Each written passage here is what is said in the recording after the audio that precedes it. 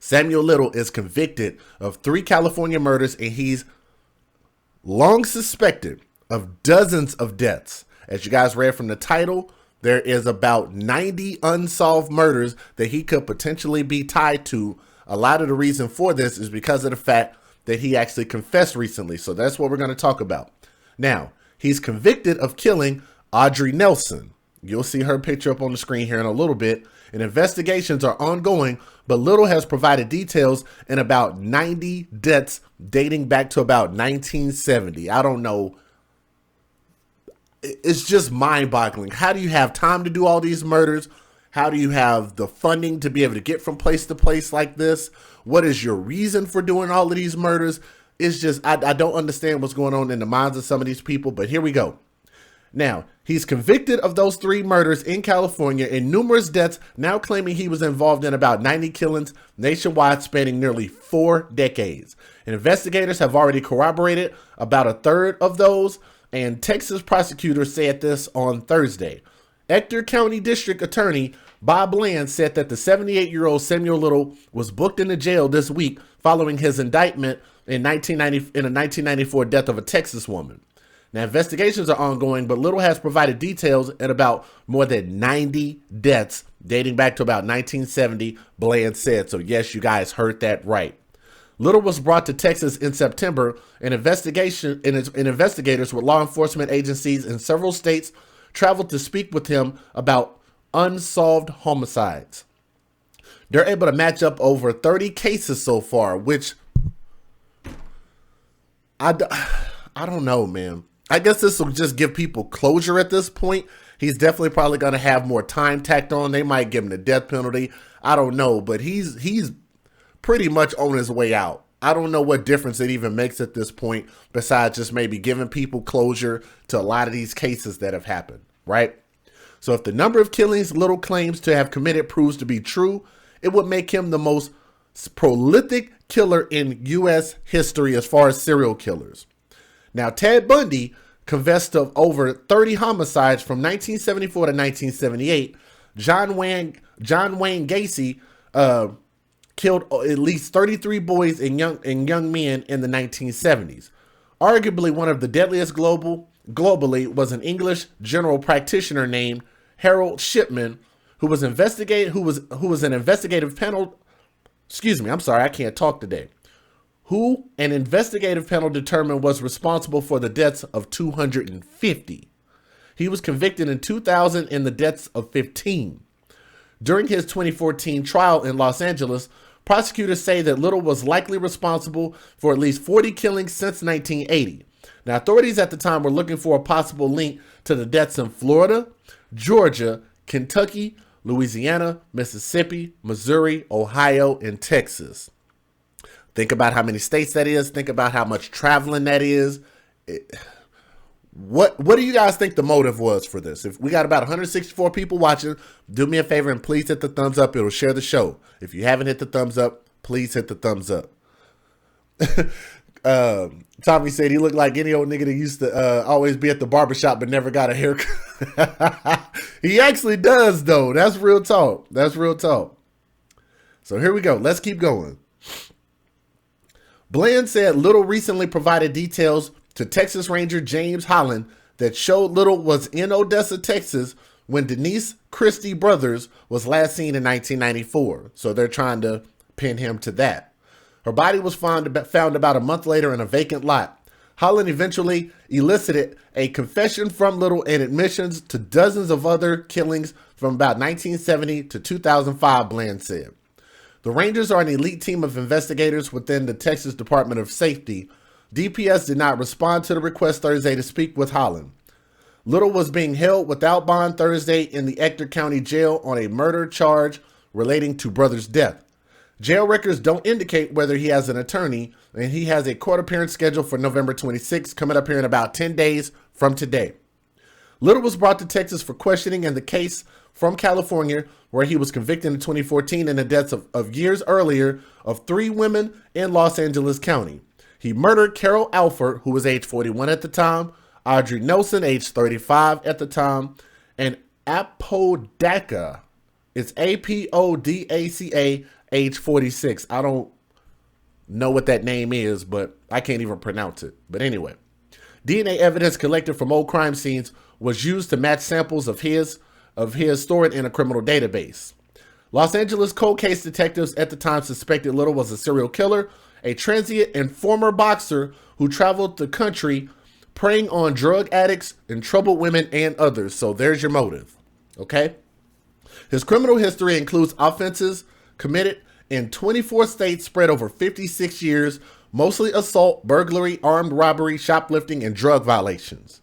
Those detectives have determined that Little often delivered a knockout punch to the woman and then proceeded to strangle them while... Okay. This is the part where it's about to get graphic, guys. So for anybody that has young ears listening, for anybody that might be eating, for anybody that might be squeamish, weak of stomach, or anything like that, you pronounced apodaca correctly. Okay, thank you, Athena. I appreciate that. I'm going to ask you guys to exit the video because we're about to get into some real graphic details. I don't want my video flagged. I don't want these assholes coming over here telling me that my content is offensive. So for those people that cannot handle it, exit the video now. You got about 5 seconds to do that before we read the rest of these details. It's about to get really, really bad, okay? All we're doing is just reporting what was reported, okay? Here we go. Those detectives determined that Little often delivered a knockout punch, obviously because he was a boxer. So maybe that was some type of thing in his head. I don't know. But he knocked out the women and then proceeded to strangle them while masturbating, and then dumping the bodies and soon after leaving town. He strangled them and he was masturbating. Take a pen, bookmark that. We'll come back to that. Little, who often went by the name Samuel McDowell, grew up with his grandmother in Lorain, Ohio. Here we go. This is why we talk about fathers count, parents count, and the way that you raise these children matters. He was raised by his grandmother in Lorain, Ohio. His criminal history shows his first arrest came at age 16 on burglary charges. Shout out to my brother Tommy Sotomayor. As you guys know, what he talks about all the time and something that we talk about here on the show is the fact that daddies count. Hashtag daddies count. He did not have his father in his life. And I'm telling you guys, this matters because if you want good men, you have to raise good boys. The only way boys are going to see value in themselves is because if they have their DNA father in the household, generally, and more times than none, those boys are going to see value in themselves and they'll grow up to be more productive citizens in the United States. Hashtag not all. For the people that don't understand, that don't mean everybody. But in most cases, if the boys have value in themselves because the father has given them value in themselves, they usually tend to do better. Okay? So that's something I wanted to point out. My brother Tommy talks about that all the time. All right? Now, his criminal history includes offenses committed in 24 states spread over 56 years, which is mostly assault, burglary, armed robbery, shoplifting, and drug violations. Those detectives determined that Little often delivered a knockout punch, then proceeded to strangle women while masturbating. That's just, I don't know. I don't know, man. That's just messed up. For years, he has denied to investigators in different states that he was responsible for any of these killings, but he's coming out now. Bland speculates that he finally confessed after the appeals to his life sentence in California were ultimately rejected and he no longer had any reason to hide his role. People for years have been trying to get a confession out of him, and James Hollins is one of the people who finally got the information, Bland said. So what we're going to do is we're going to give the fair usage, and I'm going to show you guys some of the recent news stories that have come out. All right. Federal law allows citizens to reproduce, distribute, or exhibit portions of copyrighted motion pictures, videotapes, or video discs under certain circumstances without the authorization of the copyright holder. This is called fair use and is allowed for purposes of criticism, news reporting, teaching, and parody, which doesn't infringe of copyright under 17 U.S.C. 107. Good evening. He may well be the most prolific serial killer in American history. Samuel Little sits in a Texas prison, and now after years of silence, he's talking, revealing more victims. As News Channel 5's Nick Barris tells us, Little claims he's killed many others across the country, including in Kentucky and right here in Tennessee. The big question is, can you believe him? Samuel Little now claims to have killed more than 90 victims, most of them women, in 14 states from 1970 to 2005. Little is already serving a life sentence for 3 murders, but he's 78 and may finally want to come clean. He's confided in a Texas Ranger he trusts, telling him of other victims. I think they have to take that with a grain of salt when it's coming from an inmate.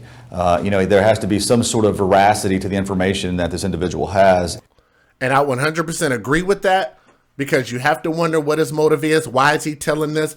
But on top of that, one thing that you guys have to remember is the fact that if these are cold cases, that means they had no leads, they had no suspects. These people just ended up dead, and they were just basically written off as, we don't know who did it. So if you have somebody that's giving details of these murders, and now you actually have some real reasons behind why these deaths happened, I don't see any reason why not to believe him. If he's going to accept the blame, if he's going to give you details and help you find these cold cases, like solve these cold cases, then why not at this point? Why not? That's my opinion.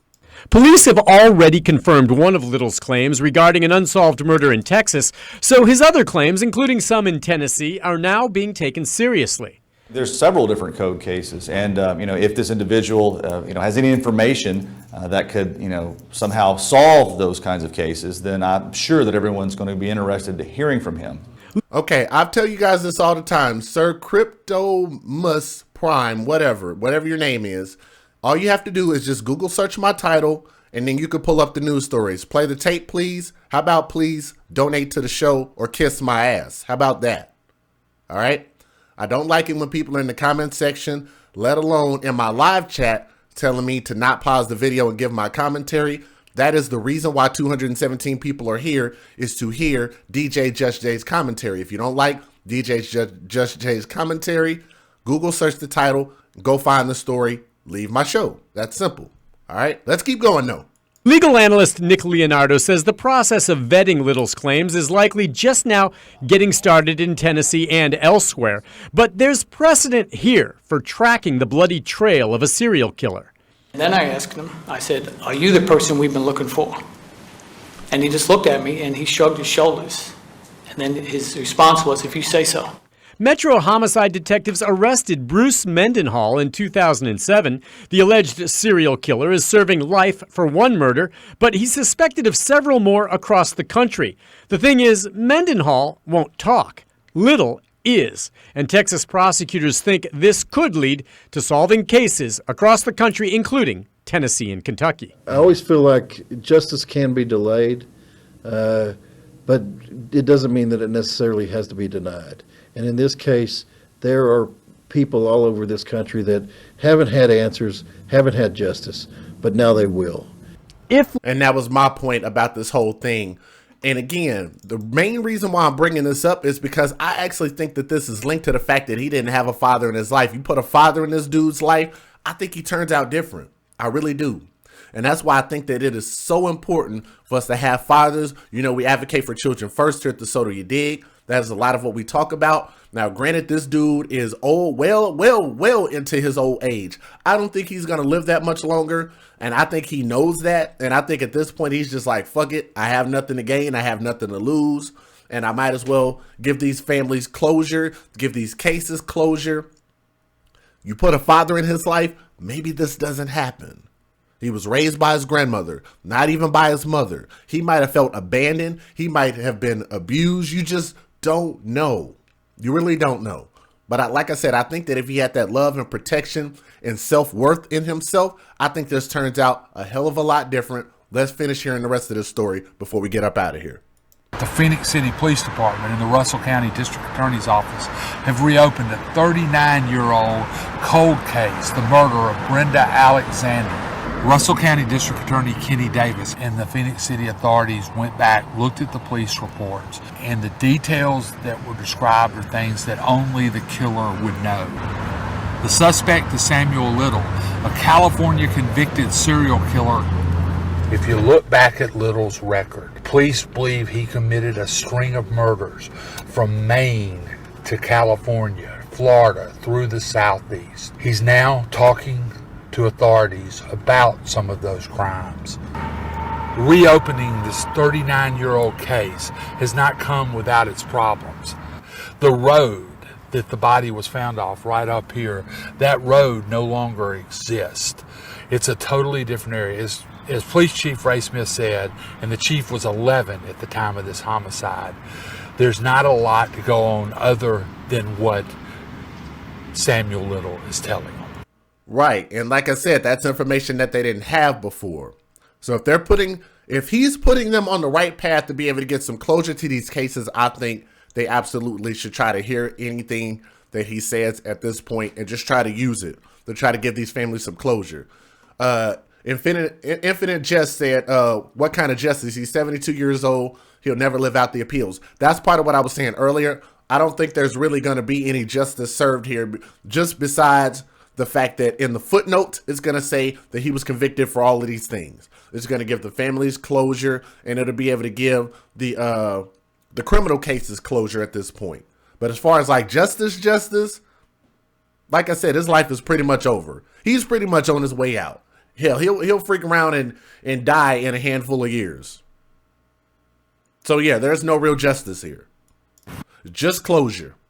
Samuel Little is a serial killer who was convicted of 3 homicides in California. The murders took place in the 1980s.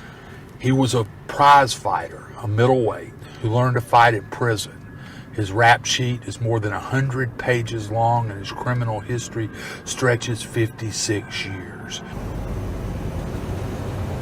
This is 5th Avenue and 8th Street. There used to be a nightclub here called the Tap Room. There was a liquor store attached to it. This is the last place Brenda Alexander was seen alive. For 39 years, family, police didn't know what happened to Brenda Alexander when she left the Tap Room in downtown Columbus.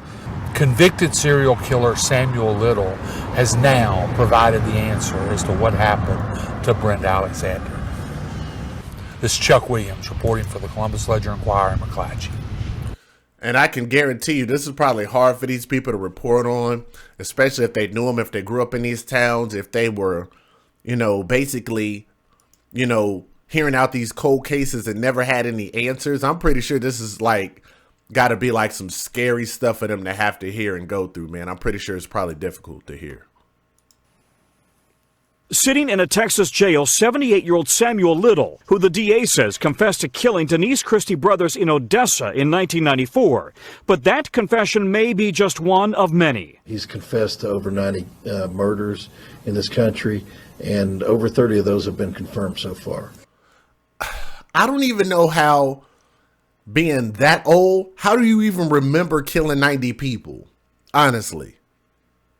If I had 90 family members, I might have trouble trying to remember what all their names are. I don't know, man. This is just so confusing to me. Little, also known as Samuel McDowell, is currently serving 3 life sentences for strangling 3 women in the Los Angeles area in the late 80s. But he's allegedly confessed to dozens of murders from 1970 to 2005 in at least a dozen states. Now, investigators from Texas to Indiana to Arizona who have interviewed Little are considering their own cases. He may be a serial killer, but when you start to talk numbers that run into almost 3 digits, then I think we need a healthy dose of skepticism. If Little is responsible for 90 murders, as he claims, it would make him among the deadliest serial killers in U.S. history. You guys hear that? Let me see. He remembers because they were kind of like accomplishments. Okay. Like I say, we definitely welcome your commentary. Whatever you guys think, make sure you post it in the live chat. You'll be able to watch it on the replay, as well as post your comments in the comments section after this video is over. I definitely want to know what you guys' thoughts are on this. I think it's absolutely crazy. I'm Sarah Hashimoris in the Los Angeles Times newsroom. A convicted South LA serial killer has received 3 consecutive life sentences in prison for strangling 3 women in the 80s. 74-year-old Samuel Little swore at the victims' relatives and shouted in the courtroom during the sentencing hearing, denying that he committed the killings. DNA evidence in 2012 matched Little to the deaths. The victims were beaten and strangled.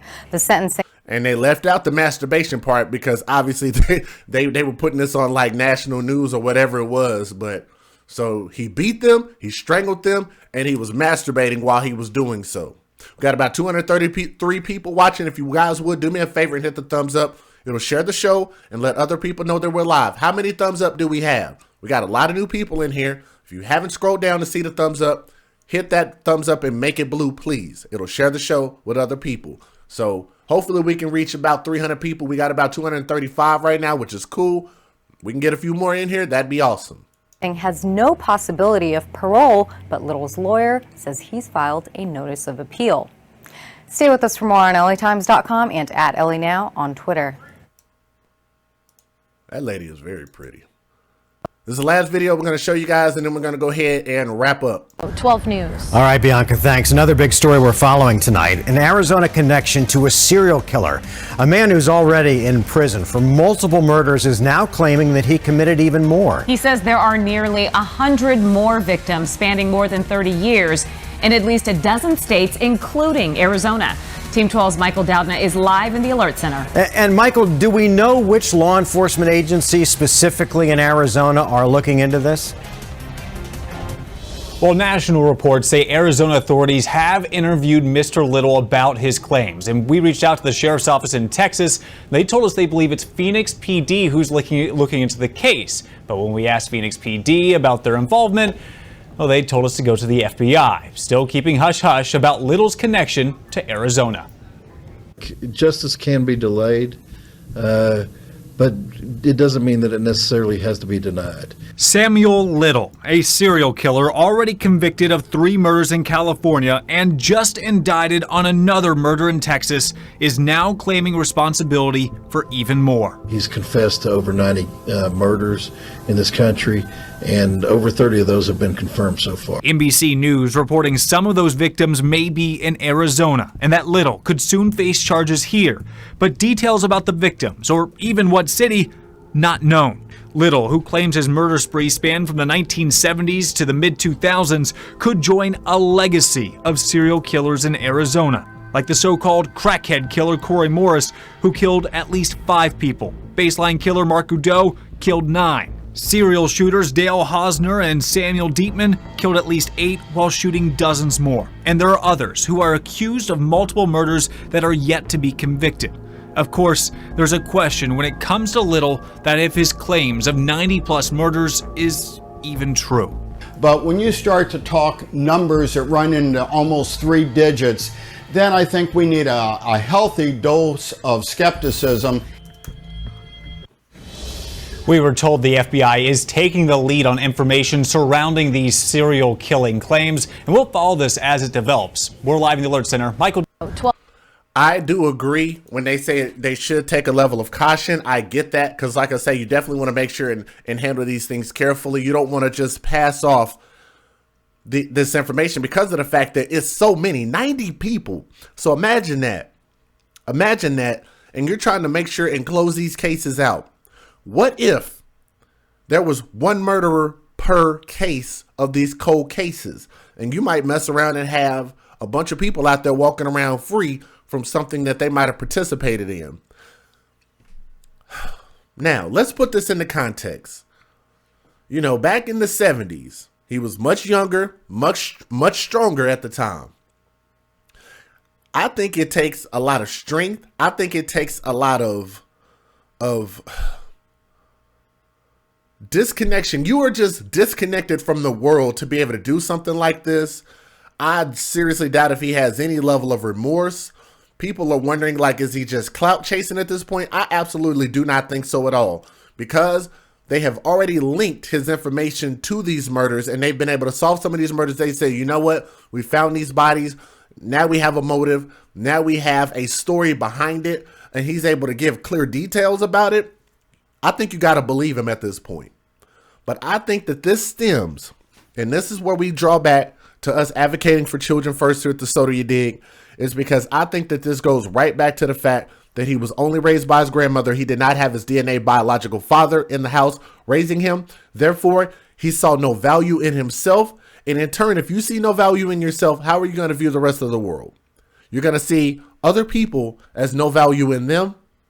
And you'll turn around and you'll take what you can and take advantage. And this is how this crime mentality, which we're trying to change the mentality here, this is how this type of thing starts. So again, I want to remind our people that are out here engaging in sexual activities, please think deeply before you engage in who you engage with, especially to our sisters, because our sisters have a very, very innate gift, and that is the gift of life, to be able to produce life. So at the end of the day, you have the ultimate choice as to who comes into this world and who does not. We have to work together to fix this problem of bringing children into this world without fathers, without any level of guidance, and without any self-worth in themselves. This is why you continue to have cities like Chicago. You're talking about 90 murders. They're doing like 90 murders every couple of weeks. So these 90 murders over the span of 40 or 50 years, I don't think even compares to places like Chicago where they do that like monthly. That's nothing. But we have to start caring, and we definitely have to start using our preventative measures, which is to make sure and give our young children the best opportunity to be productive citizens of the United States. I think he came up in this era of the FDR era, the Great Society, which is something we talk about all the time here, as well as my brother Tommy Sotomayor. He came up in that era where the fathers were being asked to leave the households in order for the women to take advantage of government benefits, #babies for benefits. This is one of those people that came up in that early generation where men were either leaving the homes, women were asking them to leave the homes, and the governments were having a requirement that no man be in the home. In turn, the children suffered. This is an example of that. He turned around and took at least 90 lives. Something as simple as us choosing families over benefits could have prevented this. That's all I have to say about this story. Thank you guys so much. Let me know what you guys think in the comments section. Write what you think in the comment section after this video closes. Please make sure you share it with a friend. Make sure you guys like, share, and subscribe. Donate to the show. We're going to cut the show right there.